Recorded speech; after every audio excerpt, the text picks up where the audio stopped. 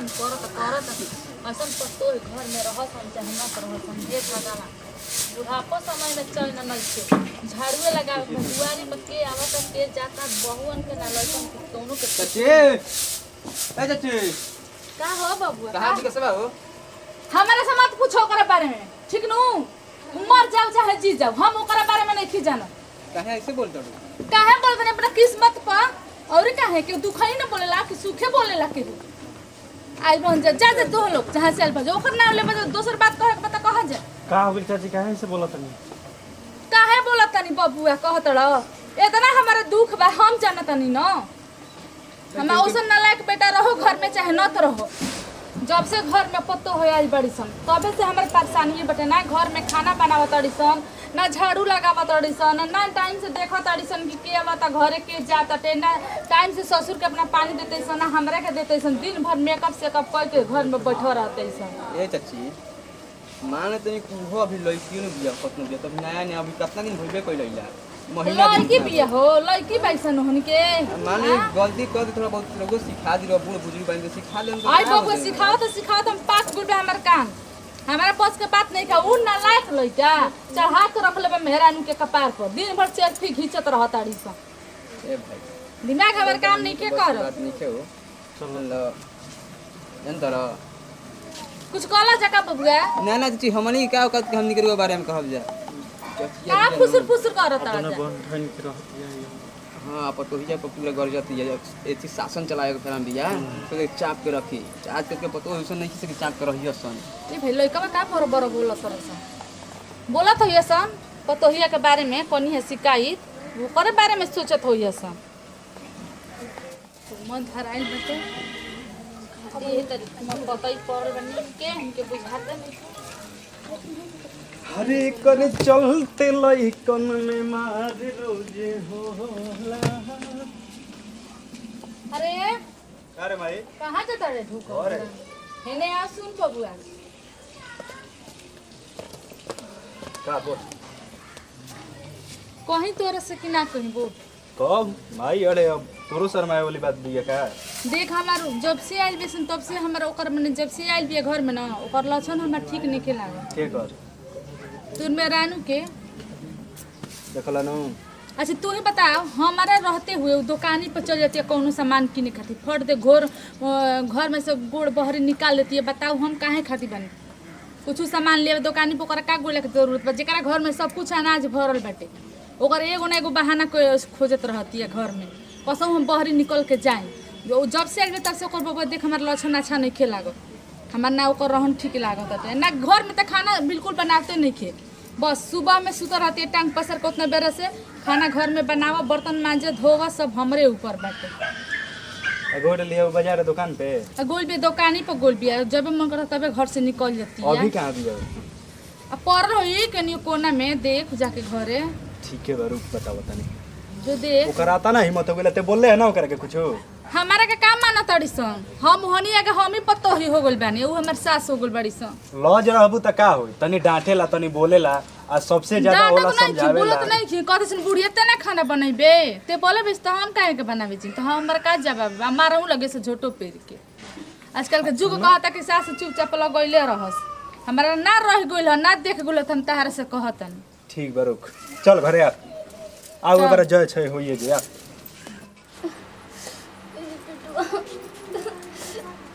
Mummy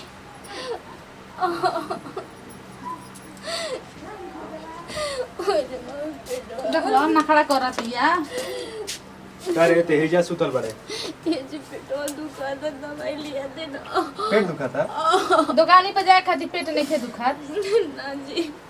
पेट दुखाता दवाई ले ले पहले ही बताओ ते दुकान पे कोई रहले है बाजार है और जी पेटवा दर्द कर तो दवाई खइनी तब कंट्रोल नहीं के तोर पेट दर्द करता ठीक बा दवाई खइले बड़े ते बाजारे काहे गइले है बाजारे ऐसे के कोई नहीं मम्मी के भेजत रहने दवाई लिया के यहाँ के ना कोई नहीं और रोल मोबाइल स्विच ऑफ बतावत रहे यही से चल गई दवाई लिया कितना झूठ बोलती है हे भगवान जब कर पेट में दर्द रहे दवाई लेवे गोर है तो काहे ना के तोर पेट में आराम हम उन दुआरी पे अपन काम करते हम से कोई बोला है कि हमरा के दवाई लिया दे कोनी मम्मी जी ना कोई नहीं तब ना कोई झूठ बोलती है जो ये साल में तो ऐसे कर सब तंग हो गइल बानी। दवाई खइले है? खैनी पर आराम नहीं के। अच्छा धीरे धीरे कितना देर पहले खइले है? आधा घंटा हो गइल खैला। आधा घंटा पहले खइले है? हाँ जी दुखा। चल बहुत जल्दी राहत हो जाई। अगर झूठ बोले के आदत बा तोरा समझे के बा समझ हम ते लइका है तोरा का समझा देनी तोरा जवन करे के बा जवन कर हमारे बस के बात नहीं की हट हम जाता नहीं। ठीक बा जो आ देख ते हमार पारा गरम मत कर बुझाइल। माई खिसियाती है हमारा पर कि तोर मेहरारू ऐसे करती है वैसे करती है ते ओनी ढनी पीले बड़े तोर दुखा दा पेट। कोनो चीज को गलती काम कइले बनी तो बताई हमरा के। गलती काम कइले बड़े तोरा खाना ना बनावेला रे रोज तोर ना खड़ा सुनता नहीं कि तोर पेट दुखाता।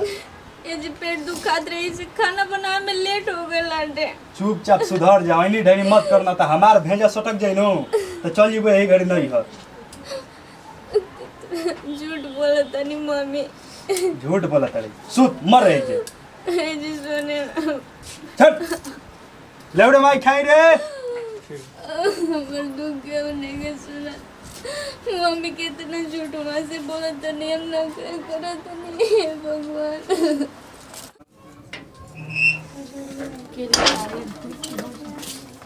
अरे चीज़ इधर हुआ। हां गोला तुम चली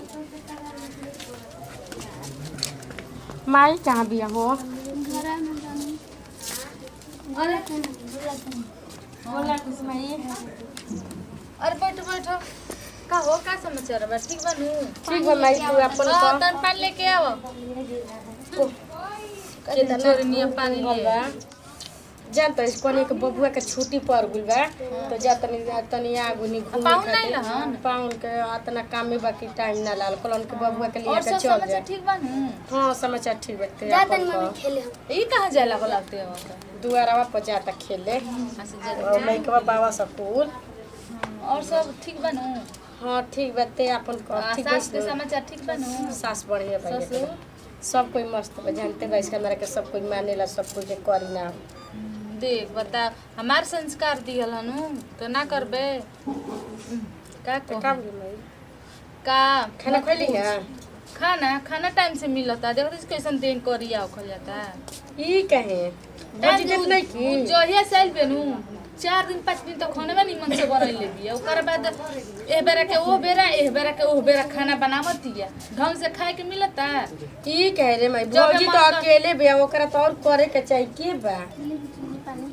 ली बुची जी पानी पी ली छुछही घर में लाता के मीठे नहीं के सुन दे जान तबे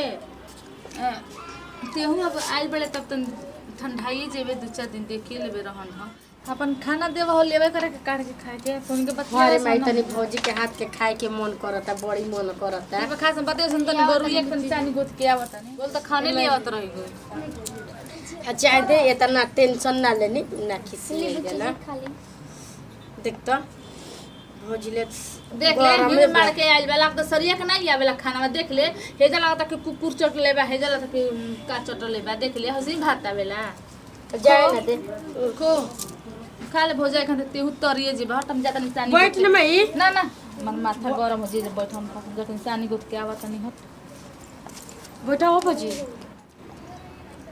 कितना भौजी खाना बढ़िया बनौले भाई माई कहती है कि ओकरा हाथ के खइबे तो तू जुड़ा जीबे। हाँ जाए दे वहाँ के तो बूढ़ पुरानिया बनी बोले के आदत बाटे बोले दी।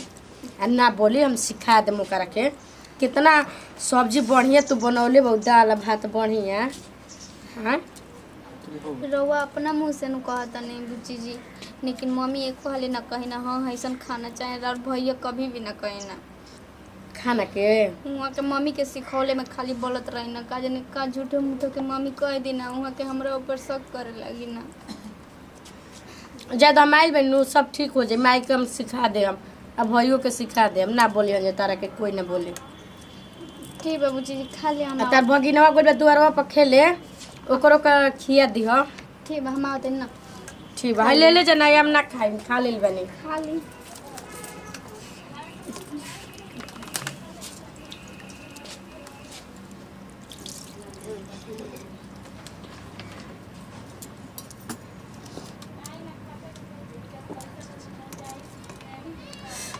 कितना भौजी खाना बढ़िया बनौले रही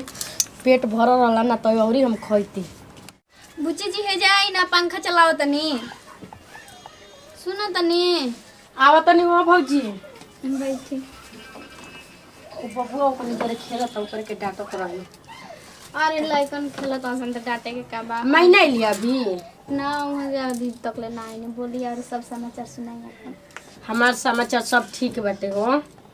जानबे कइलो सास ससुर सब कोई ठीक बाटे अब बबुआ के छुट्टी पड़ गेल नु त कहनी है नु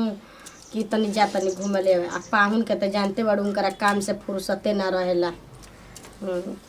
दिन भर भैंस से चरावत रहेला त का करे रात में आई ना नु अपन हाँ। बढ़िया ले देखभाल कर दिहनी गोड़हन दबा दिहनी पहन के ई सब सिखावे के बा हम सब सीखले बानी देखेलू हमरा ससुरा से इतनी ओरहन आवेला हमर सास इतना मानेली नु कि का कहे के जान जा जवन जइहन बाजारे त हमरा के लहठी ले आइहन चूड़ी ले आइहन बिंदी ले आइहन सब कुछ ले आवेली हमर ससुर तो और मानेलन ससुर साड़ी ले आइहन नु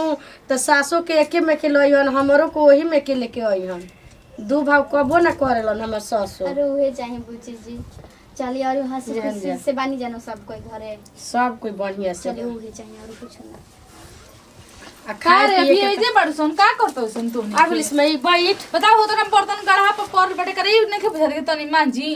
अभी लोग बैठ ना भौजी के बय तू करे ना मतलब हम बूढ़ पुरानी हो के जाके सानी उनी मग गोते नि गोबर पर मग काढ़ी ने ये अभी ले देख तनी गढ़ा पर बर्तन देश भर के परल बैठे अच्छा जा हम आ जवा बुच्ची जी दे से बतियावे लगनी जात रहनी माँ जाई तो रात भर बतिया ही कनो बा टाइम से ना बुझे तनी बर्तन में मांज दी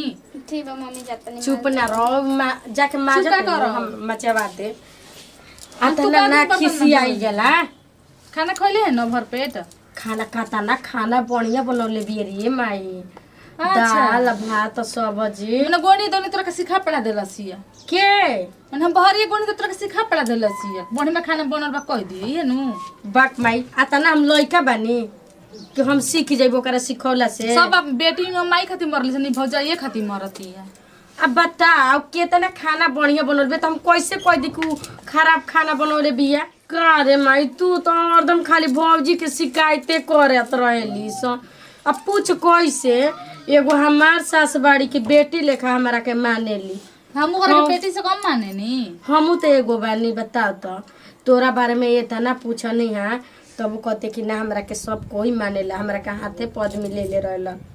अच्छा मैं शिकायत ना करती ये गो न शिकायत तोर कर लाइले कहते कि मम्मी जी हमरा के मानी ना तोर तबियत तो खराब हो जाला नु तो कामो मम्मी जी कर दे ना अते हाथ ना शिकायत करत ऐसे बता तू अपने पतो हो के ठीक कहते हमरा ना ऐसे ओकरा के करे के तोरा बारे में हितनी से शिकायत ना कइलसिया जाज बाकी ओ हमरा पछतावा होखत लेकिन वैसे ना करे के चाही काहे ना कि हम अपना पतोहिया के करम तोरो हाल उहे करी तू न ससुई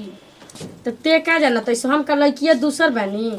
तू कहीं बेटी भेजल बई तो तेहू तो केहू करो बेटी ले जान रे बेली तो खाना में हमर पसंद पड़ले ही के चलते झाझो खाना बढ़िया बनौले बिया अब तनी बुढ़ाइलिस नु त तन मने जीव भीतरिए में राख चटक मत ठीक है कहत रे बुचिया हां अच्छा, ठीक चल। है कहतड़े चल ठीक बाटे तू ओकरा के करबिस तू तोरा के ना करी तू एतना ओकरा बारे में बोलत शिकायत करत तब उ तोरा बारे में ना कर सके हां हमरा के मम्मी जी होइसे करत तो ठीक है ना बिया नहीं किसी शिकायत करते तो घर ही के इज्जत घर ही रह जाता तो तू इतना बोलेलिस तोरा सवाल के जवाबे ना जाए दे तो छोड़ दे आज के बाद अब ओकरा के कुछ ना कहब ना कुछ बोलब ओकरा के अब आज से हम बेटी लेखा ओकरा के मन हेते हाँ हाँ तोरा कहे से पहले हमारे दिमाग में डब ओकरा के बेटी निहन मानब ठीक बानू चल हमारे गलती के एहसास हो देखियो शिवा मावा कहाँ गोल बेटे द्वारा आप लोग के बुला के लेके आवत चल ठीक बा हम चल